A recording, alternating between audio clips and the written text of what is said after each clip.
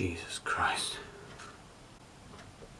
Hello darlings. I know you're probably expecting a video with James, and I'm sorry that the video that was meant to come out this week, which is one with James, is now coming out next week. The logistic stuff you don't really care about, but I was going to upload it. And then I saw Infinity War, and I know there's going to be a load of videos coming out at the moment about Infinity War, people with much more educated opinions than me, people who have really looked into that kind of stuff, and there's already been some wonderful ones that I've watched in particular. A standout one being Adam Savage's As Yet Untitled. They did a wonderful little round table, well not little, it's an hour long, but it's excellent, and I'll link to that somewhere around here I think, even though now it's probably going to pop up on this side. But I just wanted to share some of my kind of thoughts and feelings in this kind of old school YouTube style where I just ramble at a camera. So I'm going to start off non-spoiler. There will be no spoilers in this section. There will be copious warnings when there are spoilers.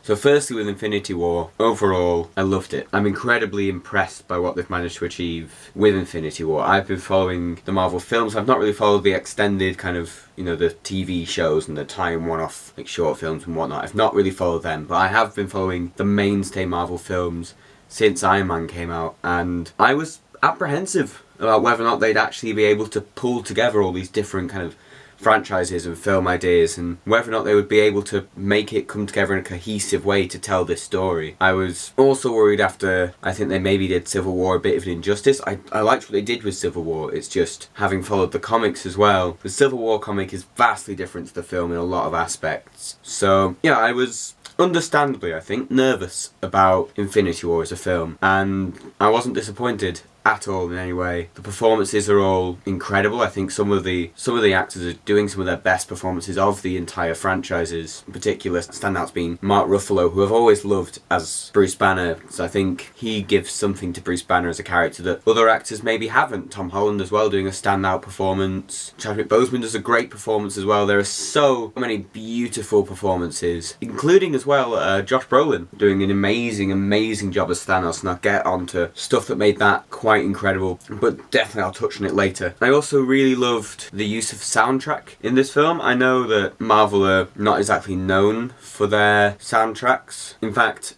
Every Frame a Painting did an amazing video on the Marvel Symphonic Universe and about how that's not quite as strong as other film universes. But every Marvel film, I feel, has had a distinctive style musically, even if I can't exactly hum to you the theme from the first Avengers film, because I can't. It's pretty musically nondescript, but there's a style. The Avengers music to me always sounds, it's always very orchestral and quite grand and quite hopeful in that kind of John Williams Star Wars kind of vibe, whereas say Guardians of the Galaxy always has the kind of soundtrack made up of found music from the 70s and 80s, and Iron Man's soundtracks have always been a bit kind of, in my mind at least, more rockier and electronic in their ways, and I think one of the things that Infinity War did beautifully well to kind of establish you in these different kind of universes coming together is they use music strategically to kind of put thoughts in your head and be like, oh, are we going to, oh, and then we're at Guardians or whatever universe you're in, and then bringing those universes slowly together into the main kind of plot, as it were. I also loved the way that the children of Thanos were handled, his kind of Black Order, with Ebony Maw leading the way. I can't remember the names of any of the other of the children of Thanos. I don't think they're actually said in the film, so do excuse me there, but they were done incredibly. And I think it's interesting for Marvel films in particular to go from having kind of an issue with antagonists. I personally don't think they have had an issue. There have been some that I've not been as threatened by as others, some that were so non-threatening that I don't even really remember their names. Like, I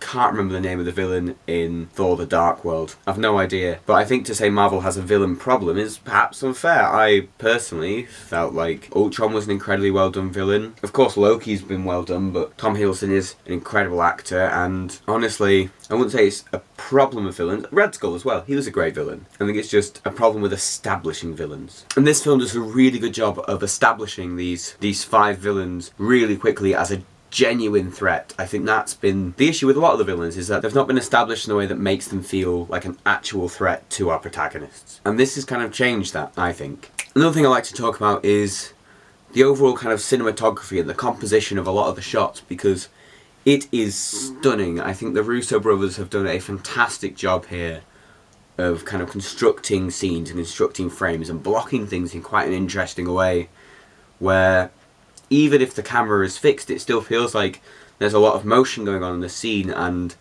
it'd be interesting to see how that's continued in Infinity War Part 2, or seeing if Infinity War Part 2 takes maybe a more somber tone. Or another thing that I really liked about the film was the use of colour. I was worried going into the film they wouldn't be able to marry the kind of more muted tones they've tended to use on films set on Earth compared to the more vibrant tones of films like Guardians of the Galaxy and the Thor films, especially Thor Ragnarok.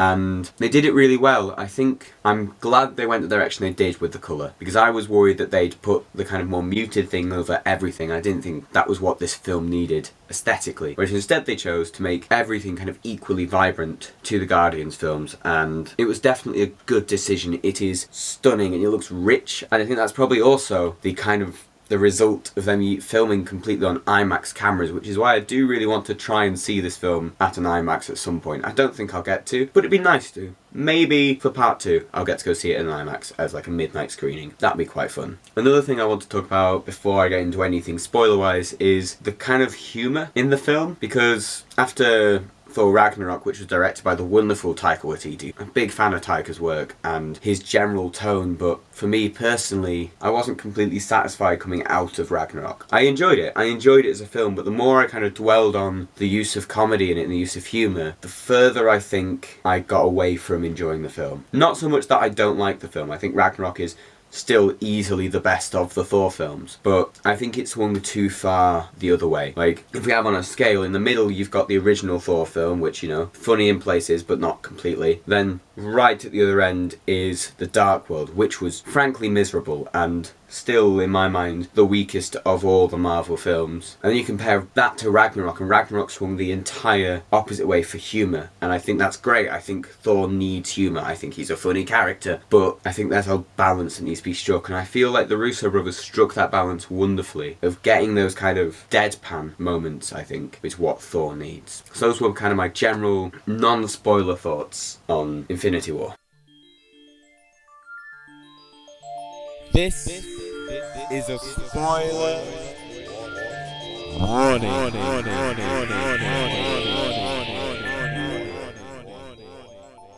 So now that I've covered thoughts without spoilers, I think it's only proper that I cover some that will probably spoil things for you. Firstly, I think probably the biggest thing this film deals with, and the biggest idea that this film kind of deals with, is death. I'm sure there's been countless stuff put online about who dies and how and this, that and the other, but I think something that's not really been touched on that much is how this film uses death in general, how it kind of shows it and how it really shows the fallout, I suppose, of death. This is particularly apparent in the opening scene where Thanos is aboard the ship that we see Thor and all the remaining Asgardians on, and he not only beats the living hell out of Hulk, but also he kills Loki, and not even in a kind of quick sense. He doesn't just kill him like he could, he decides to choke the life out of him and then crushes his neck, which tells us a lot about Thanos as an antagonist, because that wasn't just a brutal death. It was, I don't want to say malicious, I feel like that's the wrong word, but it was purposeful. He knew what he was doing, and it was almost like he saw that as giving Loki the treatment he deserved, perhaps even seeking some kind of, comeuppance for Loki failing him in the past. I think another way that this film used death really nicely, and I'll get on to the big load of deaths that happen, is that it gives you time to linger. This was one of the issues that I felt was quite apparent in the final Harry Potter film, Deathly Hallows Part 2, is that there were a lot of deaths in that film that were really quite important. In fact, in both halves of the Deathly Hallows, there were some incredibly important deaths. Like, for example, Hedwig dies, and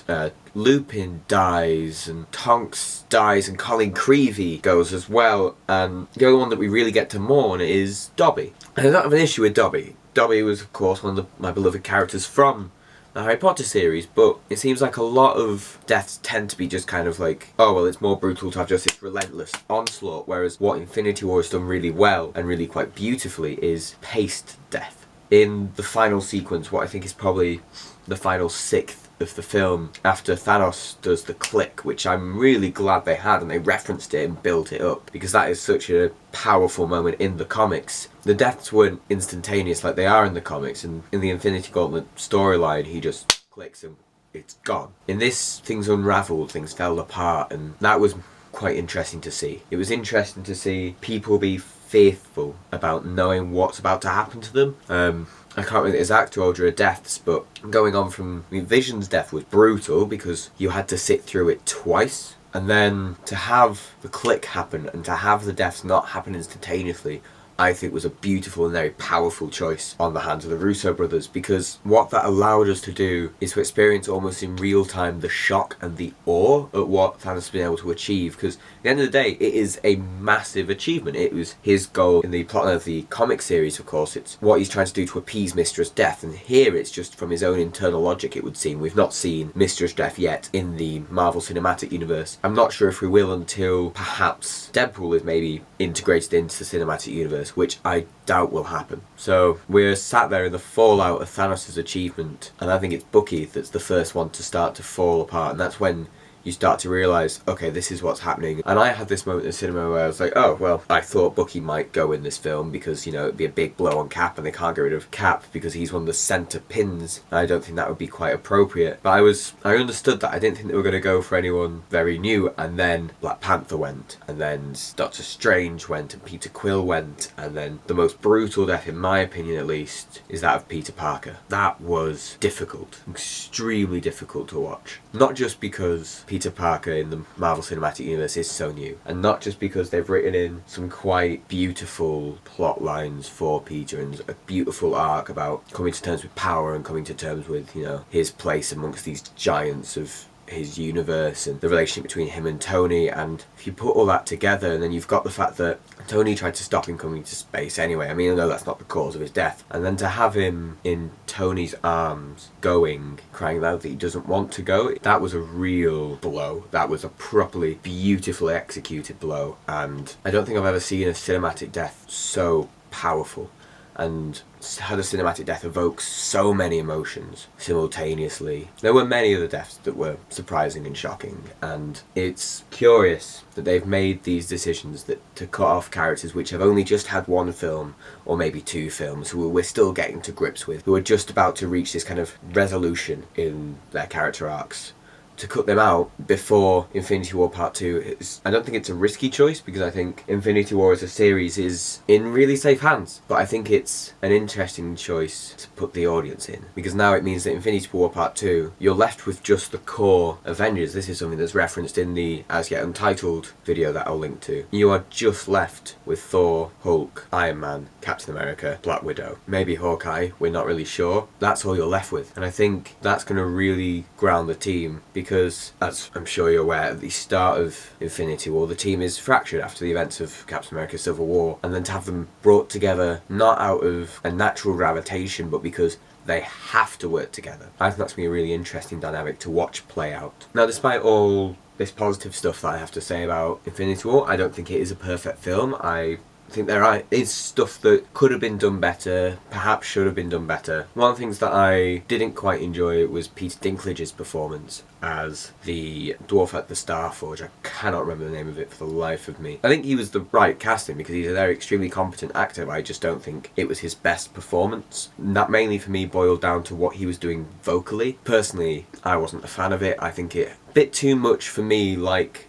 the vocal quality of the Beast in the live action Beauty and the Beast, which I think it was pitched too low, and I think it was a bit over processed in general. I think the jumping back as well to that scene between Thor, Groot, Rocket and Peter Dinklage's character, it kind of made the pacing of the battle at Wakanda kind of interesting. I'm not really sure if it's a good interesting or a bad interesting, but it certainly affected the pacing of that scene. Something else that I wanted to touch on also was the post-credit scenes. I'm sure people have discussed it by now, but that post-credit scene was perhaps one of the most impactful of the Marvel Cinematic Universe's post-credit. And not because it gave you like a hint to a future film, but it showed you the wider fallout of this decision, of what Thanos has done. And I think showing something that, yeah, it did have Nick Fury in it and Kobe Smulders' character in it, but it showed them on the street. It wasn't them on Titan or off in Wakanda or wherever it was. It was people. I think really people and their relationships and their interactions, and I think what Infinity War has done really well has dealt with people and fear and logic, and kind of, there's a line that Loki delivers to Thanos, which is, "You will never be a god." I think that really touches on what a lot of these people who seek great power and great kind of influence over the world, really, I think that's what a lot of people like that wants. They, even if it's just subconsciously, it's this idea of reverence, and I think that was tackled beautifully in Thanos' character. I want to touch on as well Josh Brolin's performance in general. It, for me, was the strongest in the film, and that's in a film which has some incredible actors in it, some incredible actors. But Josh Brolin did something with Thanos that I didn't think was possible. I didn't think they were going to be able to do in this film, which was make you understand him. You could empathise with his point, you could understand why he wanted to do it and why he believed that what he was doing was the best thing for the universe. And they also made him, for want of a better word, human. Thanos is after the Soul Stone and is told by Red Skull, which, by the way, I'm really glad they included Red Skull in this film. That was a beautiful little tying off of that arc. He's told he has to sacrifice what he loves most, and Gamora thinks she has the upper hand. But then you see Thanos' face, and what Josh Brolin is doing there is incredibly subtle. But even from that perspective where Gamora can't see Thanos' face, but you can, you know exactly what thought is going through his head. And in that end scene with Thanos, where he sat finally watching the sunrise, that is incredible. To have shown a character that is so powerful and aggressive and has so much power over the universe around him, to show him at peace, satisfied, and believing that he's done what is best for this universe. That's incredible. So yeah, those were my thoughts on Infinity War. I'm in no way a highly qualified film critic, and I'm not going to put out my thoughts as the absolute perfect idea. If people didn't like the film, they didn't like the film. If they did, they did. That's what film's about. But I would definitely recommend going to see Infinity War. It's a spectacle, it's an event. See you next time.